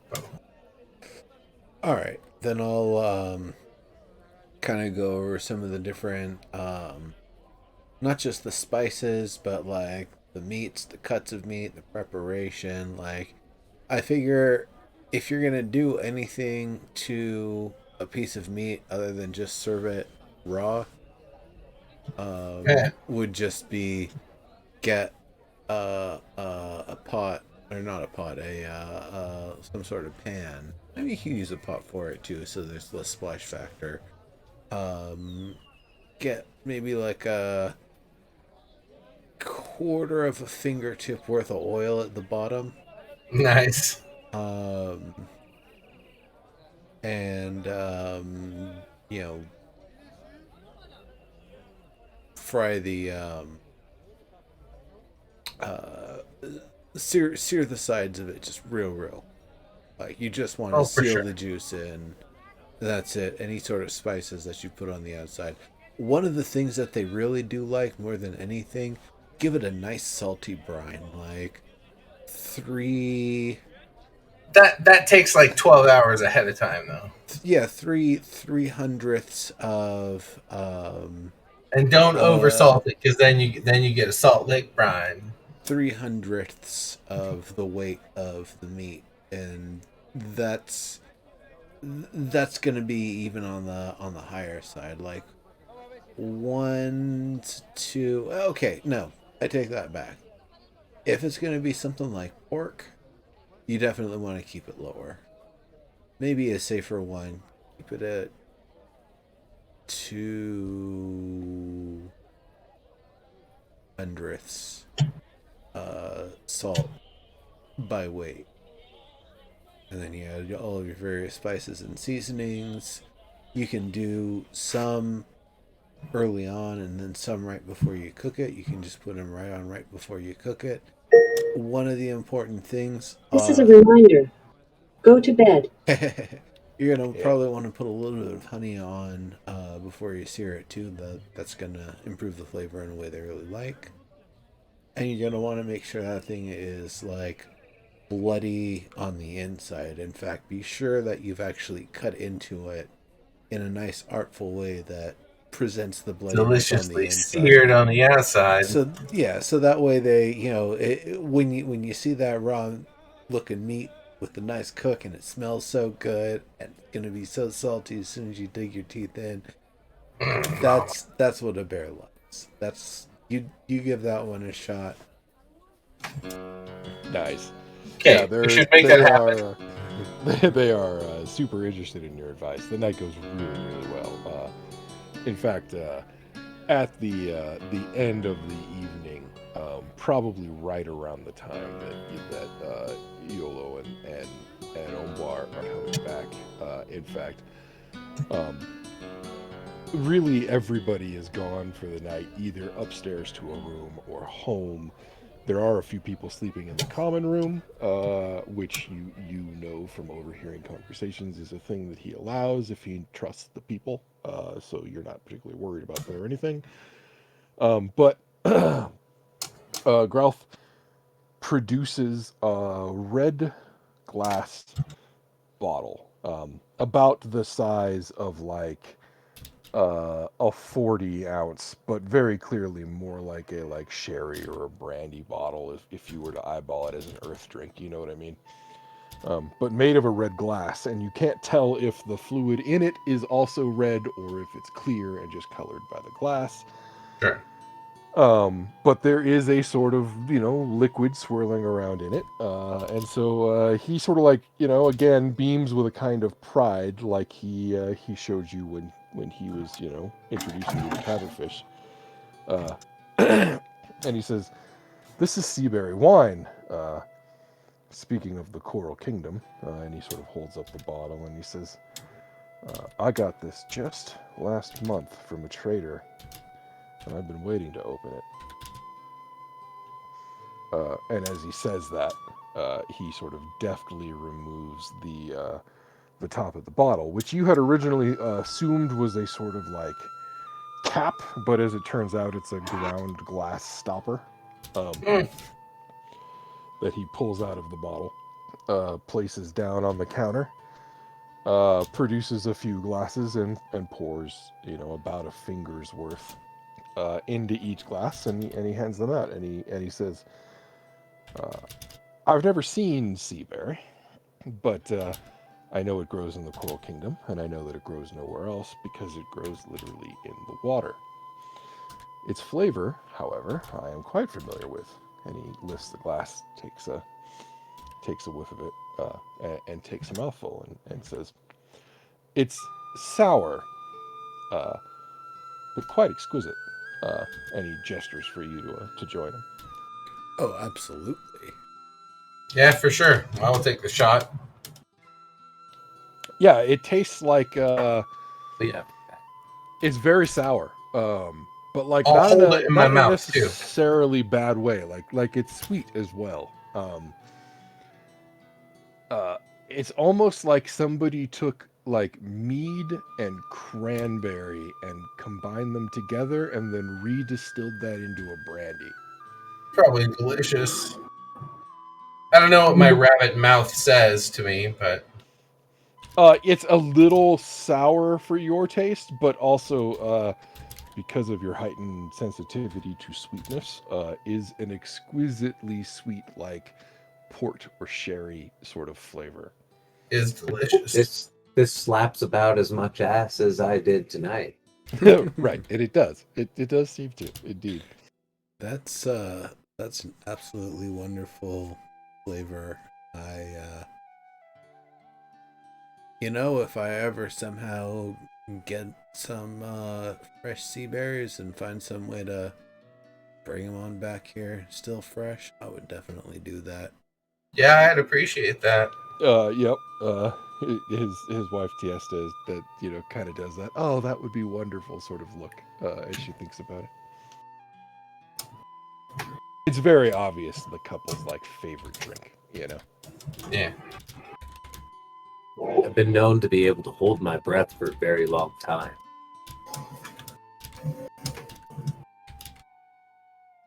Okay. Do they grow nearby? Ah, no, you missed that part. They grow only in a place called the Coral Kingdom. Ah.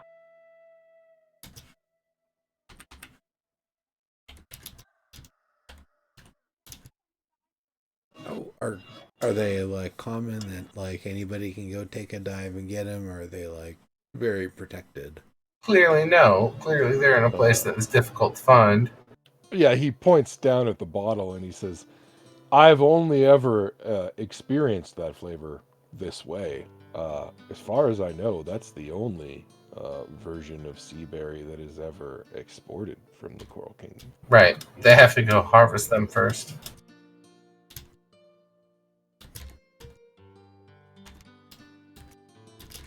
Yep. And he does mention that he doesn't know. Like he said, he's never actually seen a sea berry. Right. And he doesn't know what's true and what isn't, but he's heard stories, ranging from they're not actually berries at all, but some sort of like piece of a sea animal. Well, and the cheap fucking shit probably has some mock sea berry going on. If that's the case, he doesn't know. In the same way that people didn't realize fake chocolate was fake chocolate until somebody pointed it out. That's all I'm saying. If Like, right. Or There can be real sea berry, and there can the be horseradish dyed something. green. Exactly. I guess that would be a thing if we ever end up over in the Coral Kingdom. Learning about it and seeing it for myself, if I can, would potentially give me the ability to just replicate it later on as I improve in the druidic arts. Oh, by the way, tell me more about what sort of magic usery types are there around here? I'm a druid. I'm in tune with nature. I would imagine there's wizards, there's clerics, there's paladins. Probably got some rangers. What's it mean to be you? Maybe some warlocks if they're not entirely banned in heresy. Sorcerers. He nods. Bards. He says we do have pact keepers for sure. And when you say bards, he kind of nods at that and he says, well, we do have, I guess you could call that magic. It's a form of magic. They manipulate the weave. There's many mythologies from places I've been. You're saying song is magic? I mean, I suppose. Yeah, that the entire universe and all that is and all that ever will be is some sort of continuous song that's woven by these like hidden elder god sort of thing. So that's if that's the case, then I can totally understand how a bard is able to manipulate magic through affecting that song, essentially. Yeah, he nods along. He says, yeah, I can see it.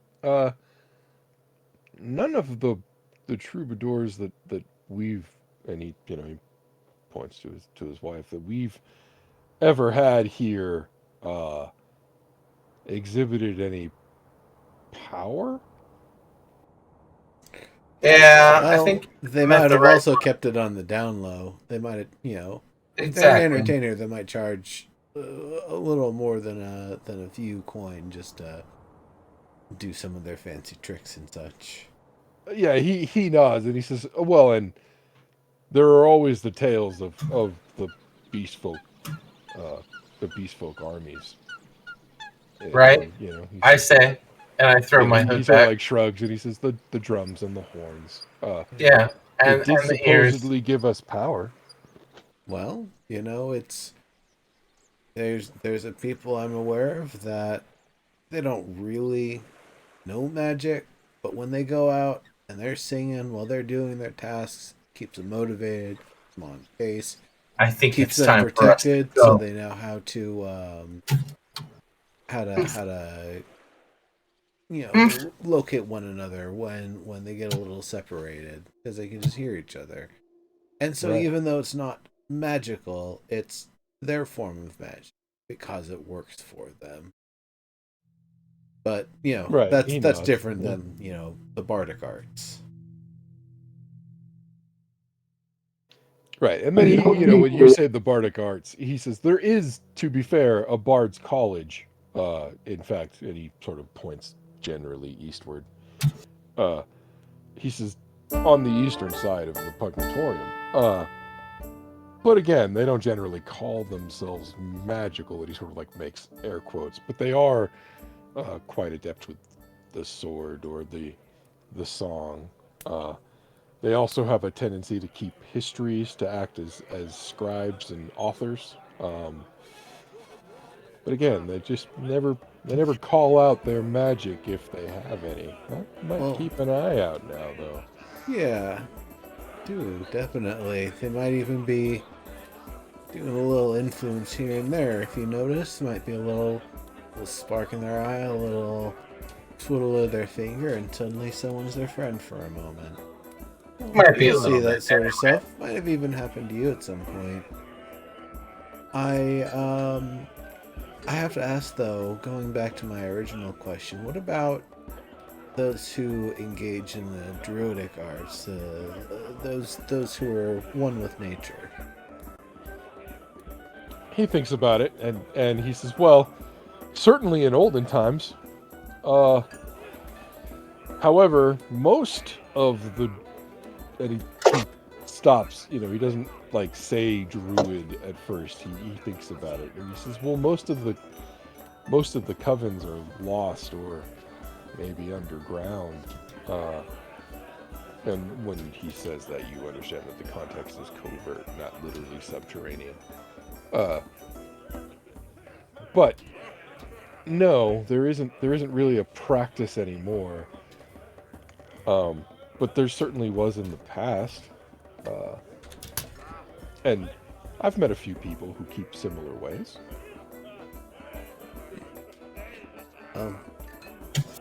Perhaps not today, but sometime in the future, I'll have to show you exactly why my people know the taste of the food of beasts so well. He sort of, he nods, but he sort of has a half quizzical look on his face. It's a fun sort of thing,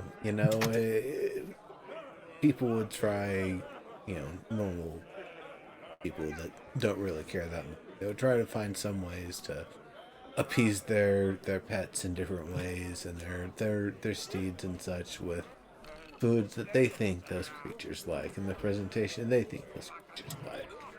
But we know what we want. Exactly. We know what we When like. you actually take the form of that creature, and you actually know what it's like to eat things of that size of your mouth, texture, the temperature, everything about it, you start to learn more and more about what exactly works and doesn't with different types of animal, different sizes, different, everything from a small cute little cuddly cat to, a giant tiger that would, wreck half the bar if it wanted to. Or a Give rabbit. me just a second. I'll be right back. Yeah. Fair enough. I was going to say, pretty soon we should probably think about Yeah. kicking. It's getting late. Yeah. We're going to have to get to getting on a little bit earlier, I think, because... Yeah, we were supposed to start around 9:30, and then I had problems. Yeah, things happen. I get it. I'm down to start. I'm down to start around 9:30, basically, What and I want to start dinner my anyway. tonight. Ribs. Ribs.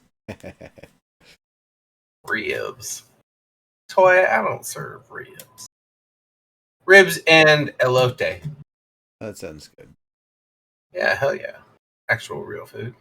I We're only doing the cook whole thing. ribs like once or twice a year as a special occasion. No, I can throw them in the oven. You can cook in an hour or so, like an hour, hour and a half, no, whatever. it's not that I can't cook them. It's that it's just I gotta keep on with the chicken because it's nice and lean.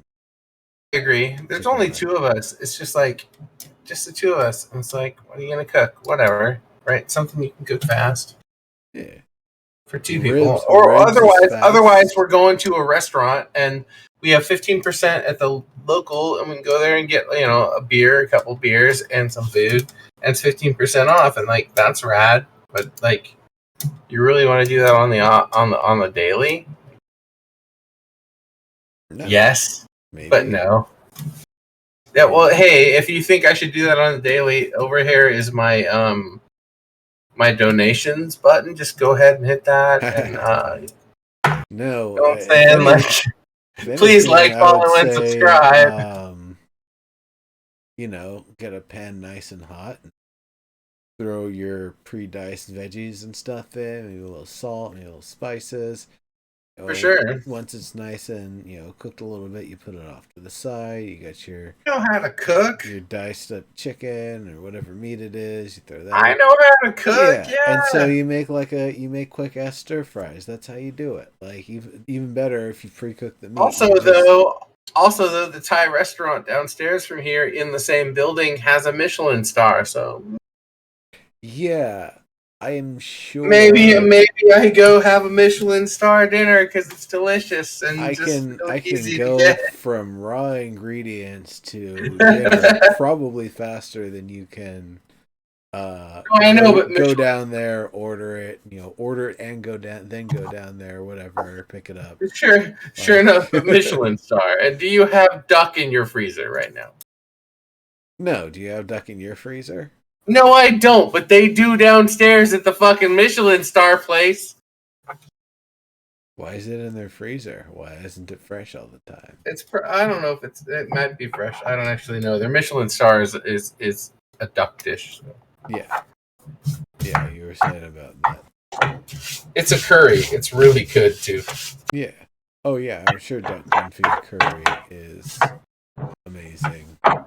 It's a confit, exactly. They're like, no, it's duck confit. I'm like, okay. What you got a clinking sound going? Oh, I was grinding up weed.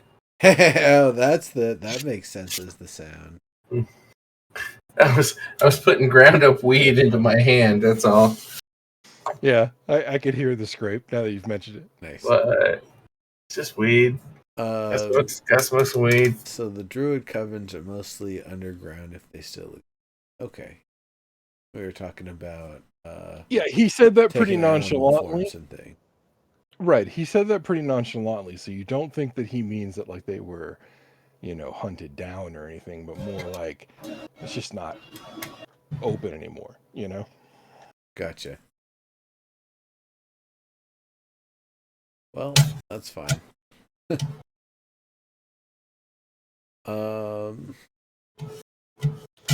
Yeah, on your comment about taking animal forms to learn, what's good or not. That like that's not an unexpected thing from them. Like they don't react in shock or anything, but instead both husband and wife kind of like half smirk at that and go, well, that's handy. Yeah, it's what my people do. It's specifically what my family among my people do. We are the ceremonial chefs for all things beast.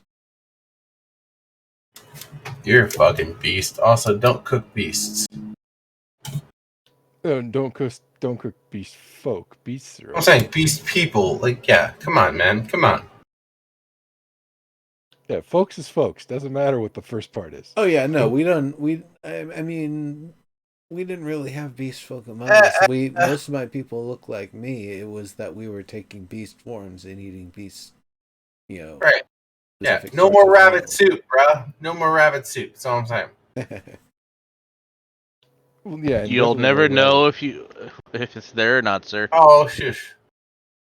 definitely no rabbit folk stew.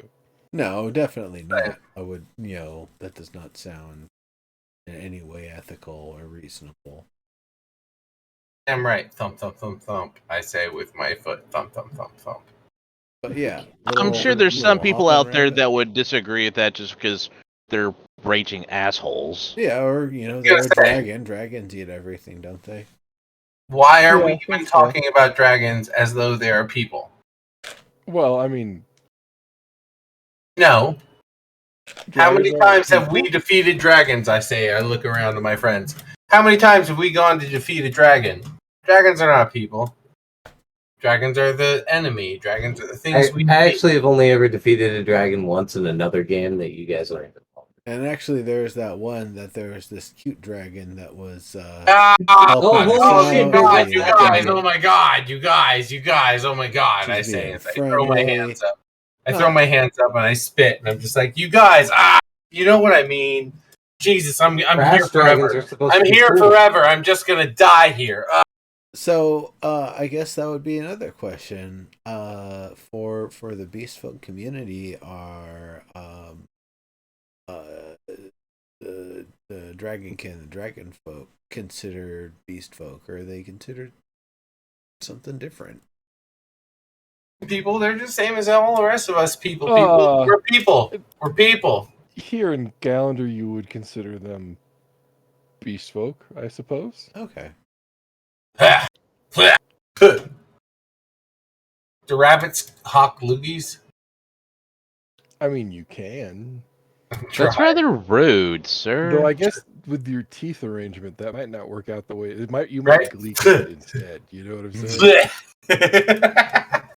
I'll try anyway. I don't know better. I'm not a rabbit person, really. Sorry, he's still. I'm a human being in a rabbit body.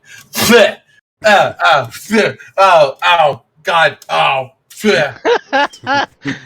Our friend, when he gets drunk, is all sorts of silly. You guys, oh, God. He shouldn't have gotten drunk off of this much, but hey, I don't know how a rabbit's metabolism. Oh, if there were works. booze, I would be drinking it.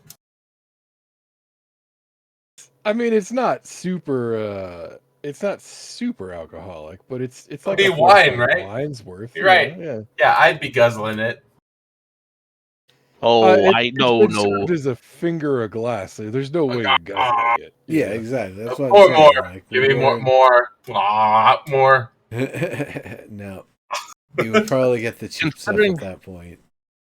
I was about to say, yeah, no, this was him being nice because we're cool people. Are you a rabbit person? Fuck off. Give me more. Thank you. Yeah.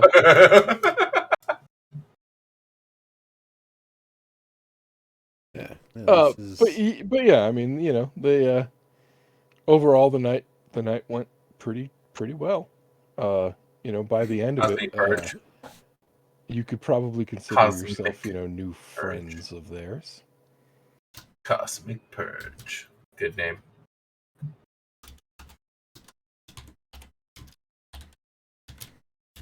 Awesome. I punched somebody 10 feet across an arena tonight. Wait, what? I was watching. Without actually killing them. That was kind of impressive. Dude. Is that Did I help? Where- Did I help Verde back home, or did he not need that? Yeah, he didn't need help. Okay, so he did all that stuff, and then I met him. I would assume outside of the arena, and went back to the inn with him. Close enough, yeah. I mean, that's what I would have tried to do. That was my goal for the evening. Yeah, you accompanied him back, exactly. Nice. Okay, cool. That's all I assumed. I could have been trash. It doesn't matter. All that matters is I was like, Verde. Yeah, I saw you. I saw you with your show. Hey, let's go. We went home together. That's all. That's the important part. Nobody I was else worried wanted about. I was worried about making sure you were okay. That's all. Oh, I was more than okay. I only got Yeah. one person willing to punch. Exactly. That was. Yeah, you were At least great. you had great experience with that one person. I thought there might be more.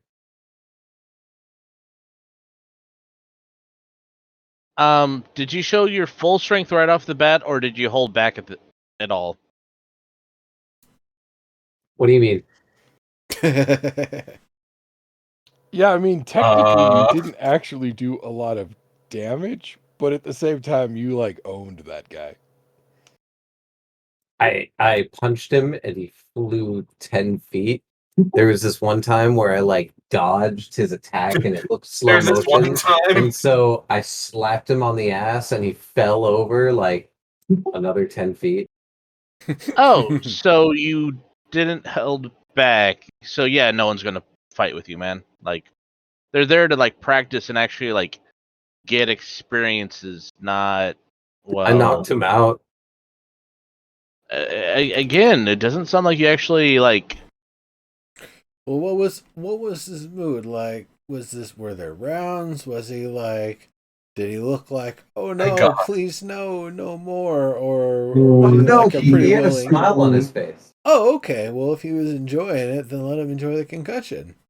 You know, you helped him with That this he night. definitely has. Yeah. You gave him what he was looking for. Exactly. I even Concussion, told so, him that I give was him one. gonna berserk. Yeah. Well, if he consented to it, now they know what it means when you say you're Consensual going to go berserk. concussion, you know. All right. Totally did a double karate chop to his 4 minutes ears until and I neck. say I love you, I mean it, and I'm going to throw my credits up. Yep. Night, everybody. Yep. Good enough. night, everybody. It Thanks was for a good coming. game. Thanks for playing. This was good stuff. I agree. There's a Are we are at a reasonable place for that, right? Yeah. Oh yeah, for sure. We will handle the audience where you actually deliver your letter next session, I suppose. Sounds Excellent. good. I figured as much. I was just like, we're coming up on 1 a.m. Pacific, which is 2 a.m. For you out there in the Central. 3 a.m. You mean? Well, 3 a.m. for you that are in the Yeah, no, it's almost 2 a.m. for me here in Colorado. So right. Dungeon Master is 2 a.m. and go where out the to winds where, come you know, sweeping on the plains is 3 a.m. Exactly. For the record, CST is Oklahoma. Colorado is MST. Correct. Yep, No, I know. So I was that. thinking, I was looking at my clock and thinking we were coming up on the time that we should probably say, love you, mean it. Let's run the credits, because the narrative had come to a point where we were not really fighting anything and not really doing anything important, but right up on the crescendo of doing something important if we were about to. Am I correct? Yeah. We can all be like, no. Turned Schaefer purple. No, y'all are fucking wrong. We weren't about to do anything important. It was bullshit. We were just talking a bunch of crap. No, like that. We're at a point where the next thing you guys are going to do is pretty important. So That's what I thought. So before we do something important, we should probably say love you, mean it. We'll see you next week doing this exact same thing. And here comes the credits. This is Ombois. I don't have a cool hat. Well, I do have a cool hat, but it's a Voltron hat. It's somewhere. All right. Good night, folks. Somewhere over the